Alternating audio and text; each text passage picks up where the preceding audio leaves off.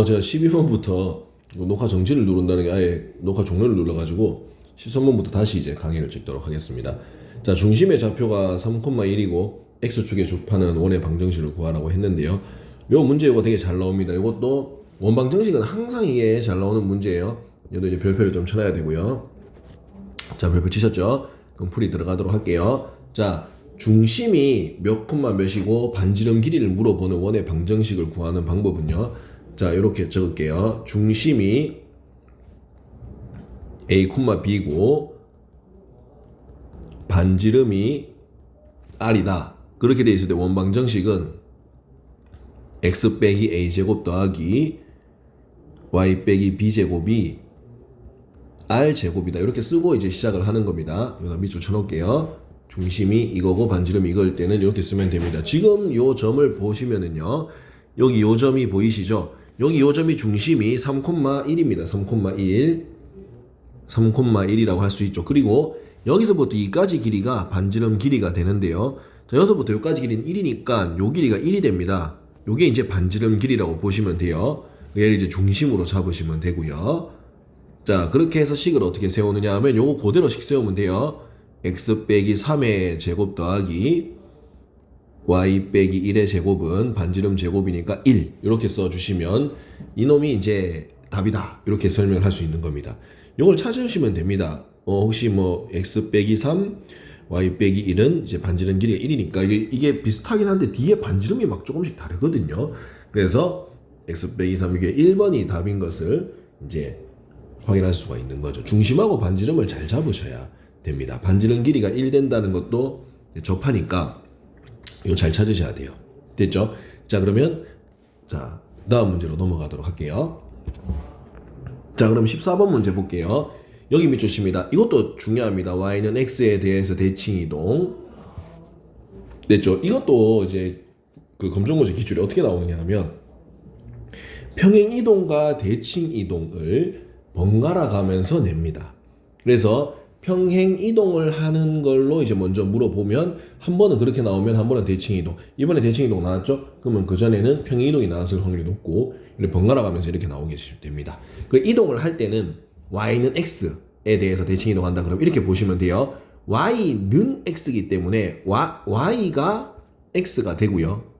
잠시만요. y가 x가 되고 x는 y니까 x가 y가 된다 이렇게 생각하시면 돼요. 즉 x랑 y가 입장을 바꿔준다 이렇게 생각하시면 됩니다.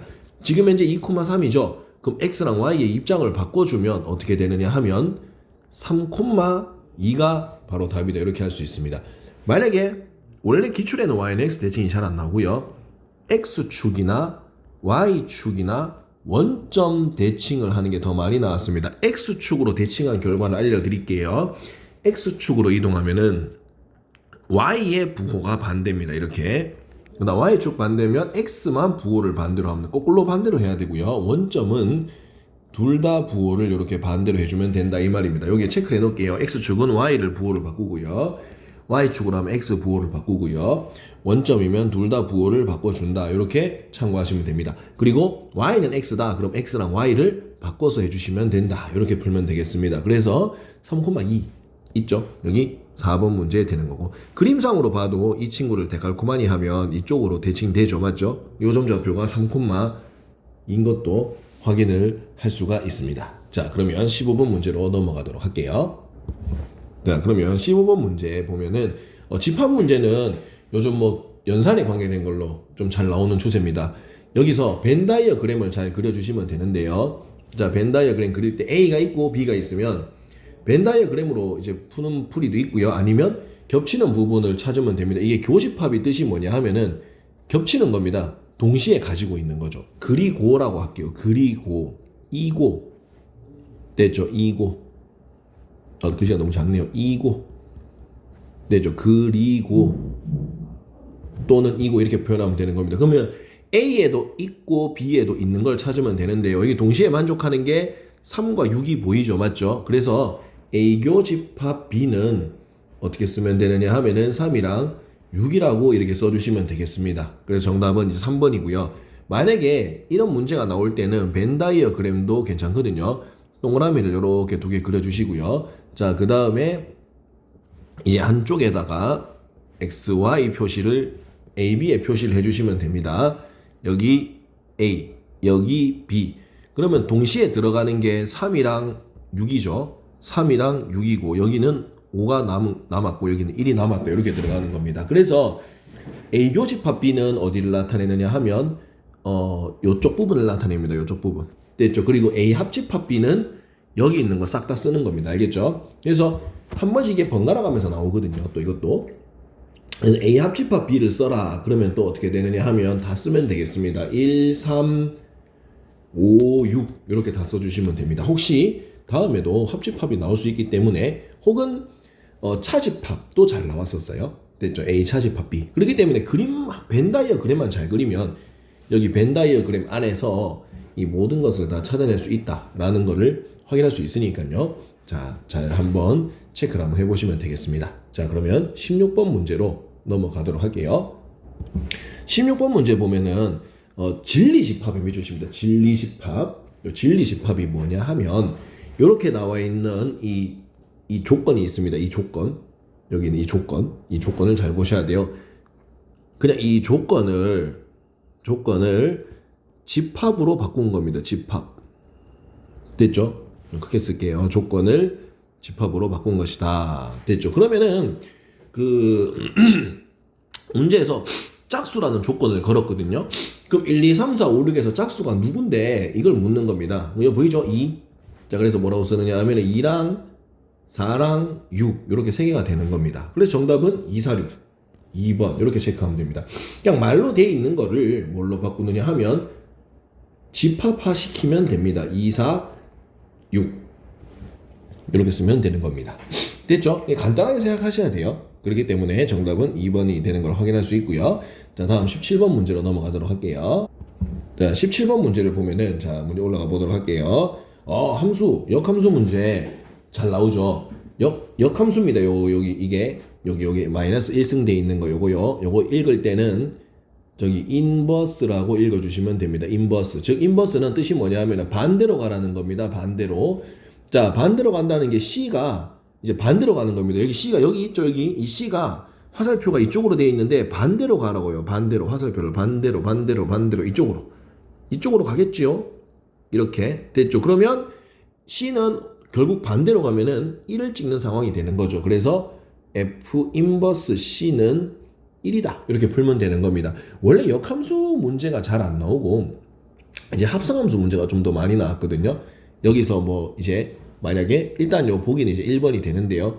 여기서 이제 그림을 또 어떻게 하느냐 하면은 여기서 뭐 하나 더 그려가지고 뭐 Z 이렇게 해가지고 또 A, B, C, D 1, 2, 3, 4 뭐 잠시만요. 이렇게 5, 6, 7, 8 뭐 이렇게 해가지고 뭐 이런 식으로 또 뭐 이런 식으로 그렸다.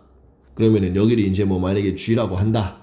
그러면은 G 서클 F1이 뭐냐? 약간 이런 식으로 묻는 것도 시험에 굉장히 잘 나옵니다. 됐죠? 그럼 여기에 합성함수니까 이렇게 괄호를 쳐주시고요. 1이 여기로 내려가면은 C를 찍었죠? 그래서 요게 C가 되니까 GC입니다. GC. GC니까 C는 어디로 가죠?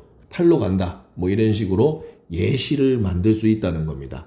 됐죠? 요 합성함수도 잘 나오니까 참고로 꼭 해주세요. 역함수만 나오는 건 아니니까요. 됐죠? 그러면 18번으로 넘어가도록 할게요. 자, 18번 문제 되겠습니다. 무리함수 굉장히 중요합니다. 별표를 쳐야 되겠죠? 무리함수도 시험에 좀 잘 나오는데요. 얘도 어차피 번갈아 가면서 나옵니다. 자, 그래프의 개형을 보고 문제를 푸는 건데요. 유리함수랑 무리함수가 이제 번갈아 가면서 나오죠. 유리함수가 나왔다? 그럼 무리함수가 나오고, 무리함수가 나왔다? 그럼 유리함수가 나오고, 이렇게 번갈아 가면서 나온다는 사실 꼭 기억해 두시면 되겠습니다.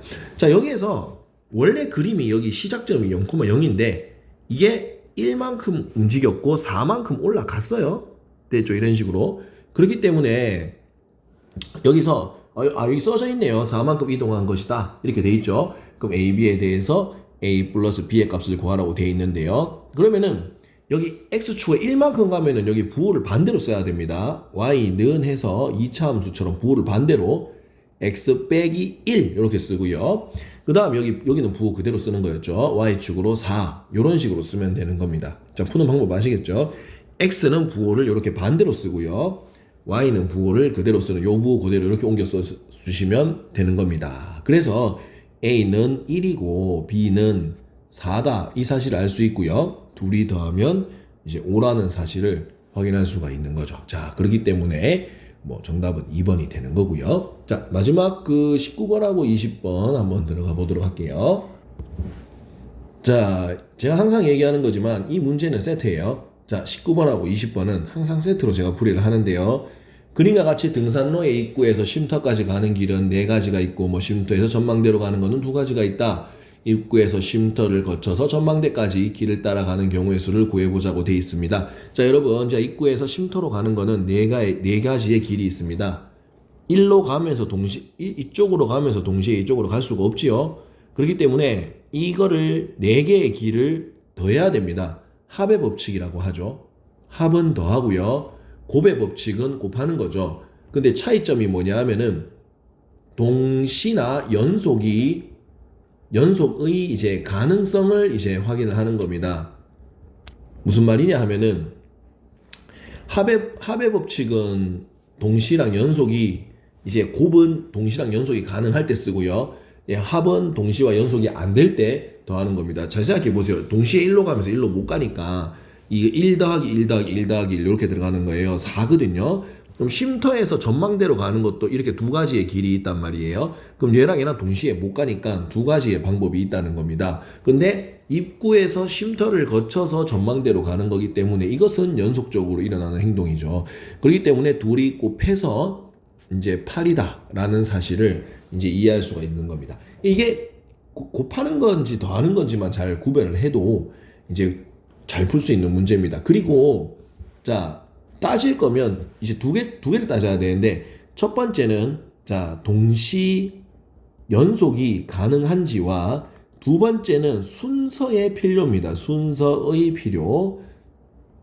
자, 그러면 동시 연속이 가능하면 곱의 법칙으로 들어가고요. 이제 불가능하면 이제 합의 법칙으로 이제 들어간다. 이렇게 들어가시면 되고요. 그다음 순서의 필요인데 필요하면 순열로 가고요. 이제 필요성이 없다면 조합으로 가주시면 됩니다. 이렇게 문제를 푸는 겁니다. 그리고 그 순열의 공식은 NPR, 조합의 공식은 NCR인데 자, 요거를 요렇게 보는 겁니다. 요거 계산을 할 때 요게 N이 시작이고 일식 작아지게 이런 식으로 계속 계산하면 됩니다. 근데 이걸 문자로 외우면 좀 어렵습니다.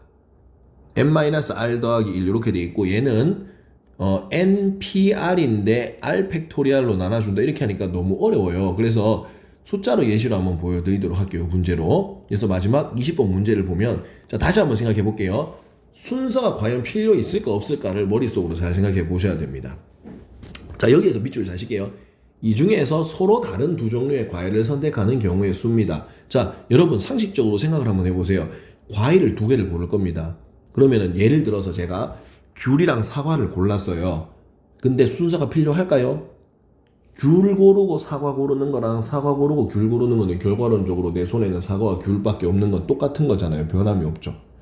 만약에 얘가 만약에 반장이 되고 얘가 만약에 부반장이 된다, 부반장이 먹는 거다 이렇게 하면 얘기가 좀 달라집니다. 반장이 귤을 먹고 부반장이 사과 먹는 거와 반장이 사과를 먹는 거랑 부반장이 귤을 먹는 상황은 다르죠. 그래서 순서가 필요하니까 순열을 쓰는 겁니다. 자, 그래서 그냥 두 종류의 과일을 선택만 하는 거기 때문에 순서의 필요성이 없습니다. 순서가 필요 없어요. 그렇기 때문에 뭐를 써야 하느냐?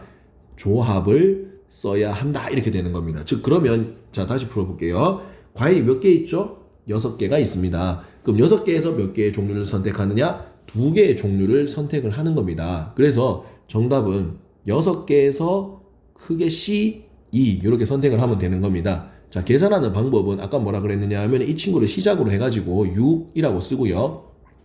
1씩 작아지게 쓰는데 2칸으로 씁니다. 6 곱하기 5인데 밑에는 요거의 팩토리얼 2 곱하기 1 이렇게 계산해 이거 나눠주시면 돼요. 순열이면 요 위에까지만 계산하고요. 이것도 그 기출에 어떻게 나오느냐 하면 이 순열과 조합이 자꾸 섞여요. 이제 보통 이제 뭐 1교시에 무슨 수업을 듣고 2교시에 무슨 수업을 듣고 이런 식으로 이제 문제가 나오는 경우도 있거든요. 기출에서. 근데 이거는 그냥 선택을 한다. 그럼 선택할 때는 순서를 고려할 필요가 없죠.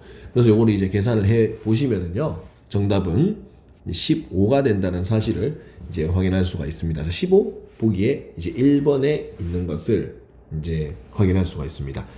자, 이제 이상으로 이제 2023년 이제 검정고시 수학 2차 풀이가 끝났습니다. 사실 바로 올리려고 했는데 너무 정신이 없었네요. 다 핑계긴 하지만요. 저에게 도움이 많이 되셨는지 모르겠네요. 자, 만약에 도움이 됐으면 네, 구독과 좋아요 눌러주시고요. 다음 검정고시 풀이 때 뵙도록 하겠습니다. 영상을 시청해 주신 모든 분들께 감사드리고요. 내년 시험 잘 치길 바라겠습니다.